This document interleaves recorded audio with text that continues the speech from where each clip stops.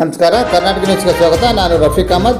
ದಾವಣಗೆರೆ ಜಿಲ್ಲೆ ಜಗಳೂರು ತಾಲೂಕಿನ ಅಸ್ಕೋಡು ಗ್ರಾಮ ಪಂಚಾಯತಿಯ ಉಪಾಧ್ಯಕ್ಷರಾಗಿ ಶ್ರೀಮತಿ ಲಲಿತಮ್ಮ ಗುಡದಯ್ಯರವರು ಅವಿರೋಧವಾಗಿ ಆಯ್ಕೆಯಾಗಿದ್ದಾರೆಂದು ಚುನಾವಣಾ ಅಧಿಕಾರಿಗಳಾದ PWAW ನಾಗರಾಜ್ರವರು ಅಧಿಕೃತವಾಗಿ ಘೋಷಣೆ ಮಾಡಿದರು. ಉಪಾಧ್ಯಕ್ಷ ಸ್ಥಾನಕ್ಕೆ ಕಸಗೋಡು ಗ್ರಾಮ ಪಂಚಾಯತ್ ಉಪಾಧ್ಯಕ್ಷ ಸ್ಥಾನಕ್ಕೆ ಇವರು ಶ್ರೀಮತಿ ಲಲಿತಮ್ಮ ಗಂಡ ಗುಡದಯ್ಯ ಇವರು ಏಕೈಕ ಅಭ್ಯರ್ಥಿಯಾಗಿರುತ್ತಾರೆ. ಆದ್ದರಿಂದ ಇವರನ್ನು ಅವಿರೋಧವಾಗಿ ಆಯ್ಕೆಯಾಗಿರುತ್ತಾರೆ ಎಂದು ಈ ಮೂಲಕ ಘೋಷಿಸುತ್ತೇನೆ.